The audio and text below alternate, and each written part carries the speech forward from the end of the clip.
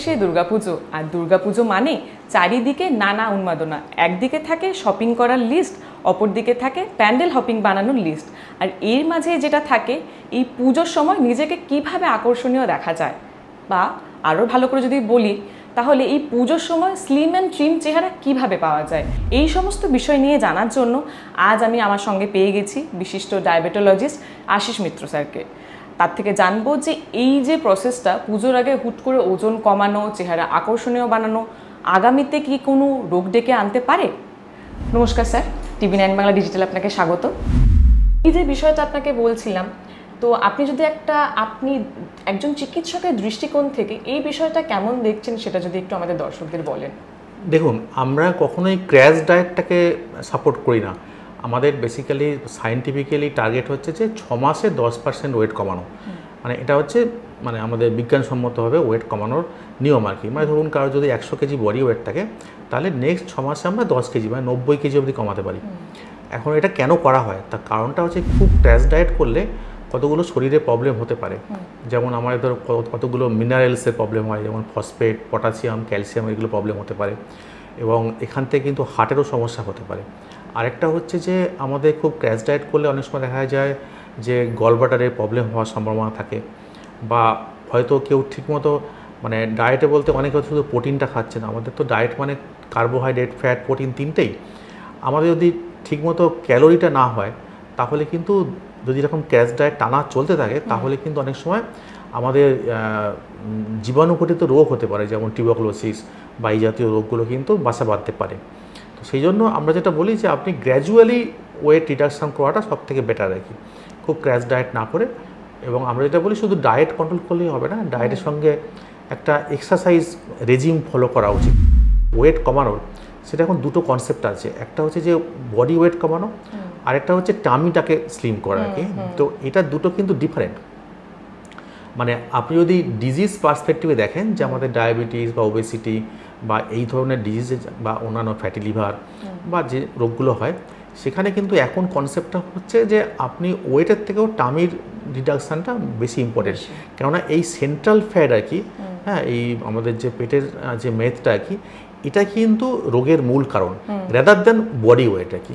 ঠিক আছে, তো এই কনসেপ্টটা যদি আমরা পেশেন্টদের মধ্যে বোঝাতে পারি, তাহলে আমার মনে হয় লোকে ক্র্যাশ ডায়েটের দিকে না গিয়ে এক্সারসাইজ করে এই টামিটা কমানোর পক্ষে বেশি সচেতন হবে। আপনার কাছে নারী পুরুষ সকলেই আসছেন, তো কোন বয়সের ব্যক্তিরা এই ডায়েট চাইতে বা এই পরামর্শ চাইতে বেশি আসছেন? দেখুন, এগুলো মেইনলি আসেন কিন্তু ইয়ং বা মিডল এজেড এরা, মানে যারা আর কি, হ্যাঁ, কিন্তু খুব যারা সিনিয়র সিটিজেন বা যারা অনেক দিন ধরে আমাদের কাছে আসেন ডায়াবেটিস বা হার্টের রোগের জন্য, তারা কিন্তু এরকম ক্র্যাশ ডায়েট করেন না, কারণ তারা জানেন যে এটা রেগুলার মানে আমাদের ডায়েট বা এক্সারসাইজ ফলো করলে এটা করা হয় এবং তারা সেটা করেনও। হ্যাঁ, কেউ কেউ হয়তো অন্য কারণে করতে পারেন না, যেমন ধরুন কারোর হাঁটু ব্যথা হচ্ছে, তাদের ক্ষেত্রে আমরা অল্টারনেট এক্সারসাইজ বলে দিই, যেমন সাঁতারটা খুব ভালো এক্সারসাইজ। কিন্তু এইটা মেনলি আমাদের কাছে আছেন ইয়ং এবং মিডল এজের যারা। তো এই পুজোর আগে যে হঠাৎ করে ওজন কমানো বা চেহারা আকর্ষণীয় এই যে প্রসেসটা, এটার কি কোনো বিজ্ঞানসম্মত পদ্ধতি আছে যেটা করলে ধরুন ঝুঁকি হবে না? দেখুন, এটা করতে গেলে প্রথমে আমাদেরকে দুটো জিনিস করতে হবে। সেটা হচ্ছে যে আমাদের যে ওয়েটটা বাড়ে, এটার মেন কারণ হচ্ছে অ্যাকচুয়ালি শরীরের দুটো হরমোনের ইন্টারপ্লে। একটা হচ্ছে ইনসুলিন আর একটা হচ্ছে GLP-1 বলে। তো আমরা যখনই খাই তখনই আমাদের প্যানক্রিয়াস থেকে ইনসুলিন ক্ষরণ হয়। এই ইনসুলিন করে কি আমাদের যে এক্সেস খাওয়াটা আর কি, হ্যাঁ, মানে যে আমাদের যে ফুড ক্রেভিং হচ্ছে, সবসময় কিন্তু আমাদের যে খিদে পায় তা নয়। হ্যাঁ, অনেক হয়তো রাস্তায় গেলেন পাশে একটা এটা ভেজিটেবল চপ ভাজছে বা সিঙ্গারা ভাজছে, হ্যাঁ, দেখতে এই যে খেয়ে নিচ্ছে, তখনই কিন্তু আমাদের প্যানক্রিয়াস থেকে ইনসুলিনটা বেরোচ্ছে। ইনসুলিন করে কি, এটা তো আপনার রিকোয়ার্ড নয়, মানে দরকার নেই, এক্সেস ক্যালোরিটাকে ফ্যাটে কনভার্ট করে দেয়। তো আমরা যারা এই খুব তাড়াতাড়ি ডায়েট কন্ট্রোল করে রোগা হতে চায়, তাদেরকে আমরা প্রথমে বলি আপনি একটা এক্সারসাইজ শুরু করুন, আর এই ফুড ক্রেভিংটাকে আমাকে কমাতে হবে আর কি। হ্যাঁ, যে ধরুন এক্সেস বা ধরুন মিষ্টি খাওয়া বা সফট ড্রিঙ্কস খাওয়া বা ধরুন ফাস্ট ফুড খাওয়া, এইগুলো কমালে এবং চিনিটা কমালে, মানে সমস্ত রকম মিষ্টিগুলো বন্ধ করলে, কার্বোহাইড্রেটটা কমালে, তার বদলে প্রোটিনটা বাড়াতে। তো আমি ফর এক্সাম্পল কেউ হয়তো ব্রেকফাস্টে রোজই মানে হয় দুধ কর্নফ্লেক্স খাচ্ছেন, কিংবা ধরুন কেউ ওটস খাচ্ছেন বা অন্য কিছু খাচ্ছেন, কার্বোহাইড্রেট কিছু খাচ্ছে, বা অনেকে ব্রেকফাস্টে রোজ স্যান্ডউইচে খাচ্ছেন, তো এতে কার্বোহাইড্রেট বেশি হয়। আমরা জাস্ট ডায়েট প্যাটার্নটাকে চেঞ্জ করে দিই, আমরা বলি আপনি একটা করে ডিম সেদ্ধ খান আর একটা হচ্ছে অ্যাভোকাডো খান। আচ্ছা, এই ফরম্যাটে মানে আমাদের প্রোটিনটাকে বাড়িয়ে কার্বোহাইড্রেটটা কমালে আর এই যে ক্রেভিং মানে স্ন্যাক্স খাওয়ার প্রবণতাটা কমালে, মিষ্টি খাওয়াটা কমালে এবং fast food, cold drinks, chips এইগুলো কমালেই কিন্তু আমাদের অনেকটা বডি ওয়েট কমে। তার সময় কিন্তু এক্সারসাইজটা খুবই জরুরি। আচ্ছা, আপনি তো মোটামুটি বলেই দিলেন এই প্রসেসটার মধ্যে কি খাবার খাওয়া চলবে কি চলবে না। এবার যদি আসি, ধরুন আমরা দেখে থাকি অনেকের স্পেশাল কোনো ওষুধ চলছে, মানে ধরুন কোনো ট্রিটমেন্ট অলরেডি হচ্ছে, ধরুন থাইরয়েড বা সিস্ট বা আরও অন্য কিছু, তো সেই টাইমে তো ডেফিনেটলি বেশ কিছু ওষুধ আমাদেরকে খেতে হয়। তো ওই সময় যদি কেউ চায় যে এই ডায়েট মানে এই প্রসেসে ওয়েটটা কমাবে পুজোর আগে একটুখানি, বা ওয়েট কমানো ছাড়াও ধরুন একটু চেহারাটাকে আকর্ষণীয় করে তুলতে চাইবে, তাহলে তার কি কোনো ঝুঁকি থাকছে এক্ষেত্রে? দেখুন, ওষুধ যদি কেউ নিয়মিত খেয়ে যায় তাহলে কিন্তু তার কোনো রকম ঝুঁকি হওয়ার কথা নয়। হ্যাঁ, এবার অনেকে যেটা করে কি, অনেকে জানেন যে থাইরয়েড ডোজটা বেশি করে খেলে কিন্তু ওয়েট কমে যায়। এটা আমাদের পেশেন্টরা অনেকে যেহেতু তারা কিন্তু জানেন এবং তারা অনেকে এটা ট্রাই করেন, আমি দেখেছি যে থাইরয়েড হরমোনটা একটু বেশি খেলে, কারণ থাইরয়েডটা যদি আপনার কম ক্ষরণ হয় তাহলে একটু ওয়েট বেড়ে যায়, আবার যদি বেশি ওভারডোজ হয় তাহলে ওয়েটটা কমে যায়। তো তারা অনেকে করেন কি টেম্পোরারি একটু নিজে থেকেই ডোজ বাড়িয়ে দেন, মানে নিজের এক্সপেরিমেন্ট। এটা কিন্তু করাটা ঠিক এটা না, একদমই ঠিক নয়। এটা আমরা কমনলি দেখেছি এবং এতে কিন্তু আমাদের হার্টের ওপর চাপ পড়তে পারে, নার্ভের সমস্যা হতে পারে। হ্যাঁ, তো সেইগুলো করাটা উচিত নয়।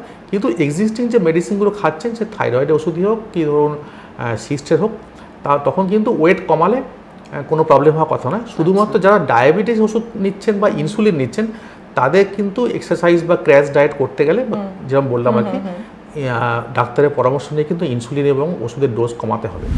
এবং ইনফ্যাক্ট আমরা দেখেছি যে যদি কেউ রেগুলার এক্সারসাইজ করে এবং ওয়েট কমায়, শুধু 10% ওয়েট কমালেই কিন্তু ওষুধের অনেক ডোজ কমে যায়।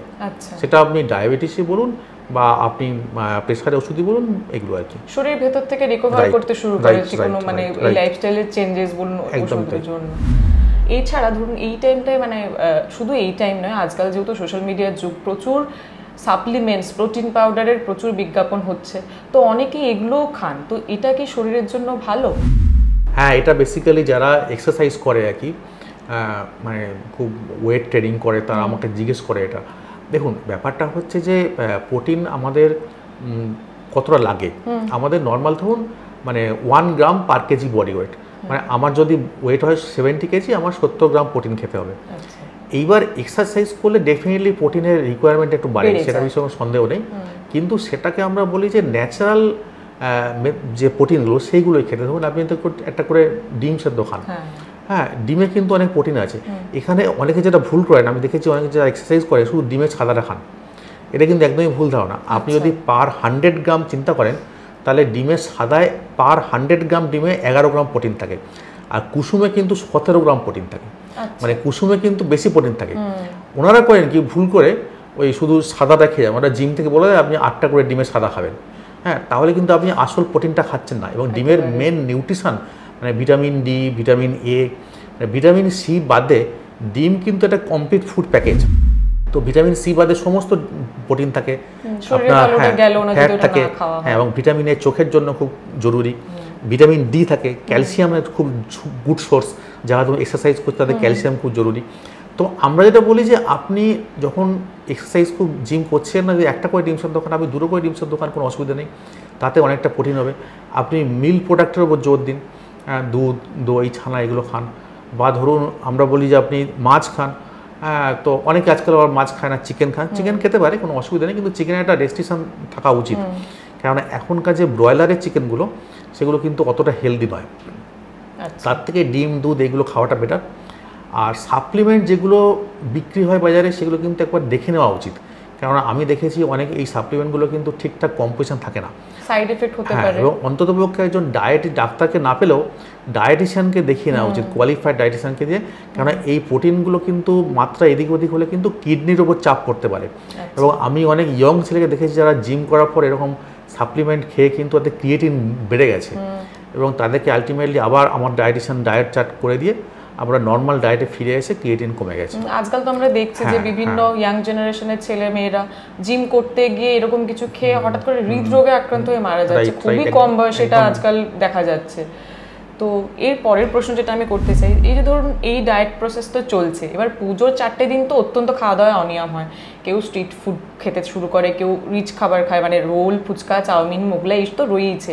এই যে 4 দিন ধরে মানে প্রথমে ডায়েট করলো, চেহারাটা একটু ঠিকঠাক করলো, ওজনটা একদম নিয়ন্ত্রণে আনলো, তারপরে 4 দিন ধরে দেদার খাওয়া দাওয়া করলো, তাতে কি পরবর্তীতে দীর্ঘকালীন কোনো রোগ ডেকে আনার একটা ঝুঁকি থাকছে? দেখুন, 4 দিন আপনি যে খাবারগুলো বললেন, এই খাবারগুলো খেলে কিন্তু আবার ওয়েটটা মানে গেইন করে যাওয়ার সম্ভাবনা বেশি। আর যদি হজমের প্রবলেম থাকে তাহলে একটু এইসব খাবারগুলো অ্যাভয়েড করতে হবে। যদি ডায়াবেটিস থাকে বা ব্লাড প্রেশার বা হার্টের রোগ থাকে, সেগুলো অ্যাভয়েড করতে হবে। হজমের জন্য হয়তো টেম্পোরারি প্রবলেম হতে পারে, সেক্ষেত্রে আমরা যেটা বলি যে হজমের যে এনজাইমসগুলো আছে এগুলো খেতে, এগুলো খেলে কিন্তু আপনি মানে প্রত্যেকটা মিলের সঙ্গে একটা করে হজমের ওষুধ খেলে কিন্তু এটা পেটের খুব একটা প্রবলেম হবে না। আর খুব স্ট্রিট ফুড খেলে অনেক সময় হাইজিন না মেনটেন করলে ইনফেকশন হতে পারে, সেটা একটা অন্য সমস্যা। একদম খুব স্ট্রিট ফুডগুলো না খাওয়াই ভালো, বিশেষত যেগুলো ধরুন অনেকে কুলফি খান বা রাস্তায় ওই ফ্রুট জুস তৈরি হচ্ছে, আখের রস, এগুলো থেকে কিন্তু পেটের জীবাণু সংক্রমণ হতে পারে, থাকে সেক্ষেত্রে রাস্তার ধুলোর পাশাপাশি অন্য জীবাণু ওখানে ঢুকে পড়ে। এইগুলো না খাওয়াই ভালো, তার থেকে বরঞ্চ টেট্রা প্যাকেট ফ্রুট জুস বা এগুলো খাওয়াটা বেটার, বা যেগুলো প্যাকেট বা একটু ভালো রেস্টুরেন্টে যেগুলো হাইজিনটা মেনটেন করে খেতে হবে। তবে মানে এই 4 দিন খেলে ওয়েট একটু বাড়তে পারে। আচ্ছা, পেটের রোগের সেরকম দীর্ঘমেয়াদী কোনো প্রভাব হবে না। আচ্ছা, আর যাদের হার্টের সমস্যা আছে বা হার্টের ওষুধ খান বা কোলেস্ট্রলের মেডিসিন খান, ডায়াবেটিসের মেডিসিন খান, তাদেরকে তা আমরা যেটা বলি যে কার্বোহাইড্রেটটা খুব করতে হবে। কেননা যে ধরুন এই বাইরে ধরুন আইসক্রিম বা ধরুন এই কুলফি বা চকলেট পেস্ট্রি, এগুলো কিন্তু কোল্ড ড্রিঙ্কস, রাতের দিকে অনেকে ধরুন মানে হোল নাইট প্ল্যান করেছে তো একটুখানি টুক করে একটা কোল্ড ড্রিঙ্কস খেয়ে নিল, একদমই তাই। এইগুলো কিন্তু সুগার খুব বাড়িয়ে দেয়। হ্যাঁ, এবং এটা সুগার মানে এমনই বাড়িয়ে দেয়, হয়তো আমরা দেখেছি কারোর সুগার ছিল 100, হঠাৎ করে 300-400 হয়ে গেল পুজোর পরে দেখি। তো ডায়াবেটিস রোগীদের এটা একটু কন্ট্রোল করতে হবে, এবং যারা হার্টের ওষুধ খান এগুলো কন্ট্রোল করতে হবে। আদারওয়াইজ দীর্ঘমেয়াদী কোনো প্রবলেম হওয়ার সম্ভাবনা নেই। সুষম ডায়েট বা সব কিছুর পাশাপাশি ঘুমটা তো আমাদের জরুরি। এই পুজোর সময় তো ধরুন আবার ঘুমটারও অনিয়ম হয়, কারণ লেট নাইট বাড়ি ফিরে মানে যদি হোল নাইট ফিরে ভোরবেলায় আসছি, আবার পরের দিন একটা প্ল্যান থাকছে, আরও বেরোতে হবে, তো এইটা কীরকম এফেক্ট ফেলে? দেখুন, ঘুম না হলে আমাদের জেনারেলি যে প্রবলেমগুলো হয়, যাদের ব্লাড প্রেশার আছে বা ব্লাড সুগার আছে, তাদের কিন্তু সুগার এবং প্রেশার দুটোই বাড়তে পারে। তো যাদের এই রোগ আছে বা হার্টের রোগ আছে, তাদেরকে আমরা বলি খুব রাত্রি না জেগে আর্লি মর্নিংয়ে ঠাকুর দেখতে বা সন্ধ্যেবেলা ঠাকুর দেখতে। আর যাদের এই প্রবলেমগুলো নেই, তারা ফিরে এসে দুপুরে একটু ঘুমিয়ে যেতে পারে। হ্যাঁ, যদি আমরা ক্লান্তিতে দুপুরে ঘুমোলে অটোমেটিক্যালি মানে হয়তো টেম্পোরারি ওই 3-4 দিন স্লিপ ওয়েক সাইকেলটা চেঞ্জ হবে, কিন্তু তাদের দীর্ঘমেয়াদী কোনো প্রভাব হবে না। কিন্তু ডায়াবেটিস থাকলে, হার্টের সমস্যা থাকলে এবং ব্লাড প্রেশারের সমস্যা থাকলে আমরা কিন্তু বলি যে এটা অ্যাভয়েড করতে থাকি। আপনি ধরুন রাত্রি 10টা-11টা ঠাকুর দেখে বাড়ি ফিরে এলেন, আবার যদি মনে হয় যে কারো সকালের দিকে আর্লি মর্নিংয়ে 4টে-5টা উঠে দেখাটা বেটার আর কি। হ্যাঁ, মাঝখানে অন্তত 6 ঘন্টা ঘুমটা খুব জরুরি। আচ্ছা, অনেক ধন্যবাদ আপনারা সময় দেওয়ার জন্য। আপনারা এতক্ষণ দেখছিলেন TV9 বাংলা ডিজিটালের প্রেসক্রিপশন। আমি ছিলাম সংঘমিত্রা। এই সংক্রান্ত আরও খবর দেখার জন্য আপনারা নজর রাখুন TV9 বাংলা ডিজিটালে।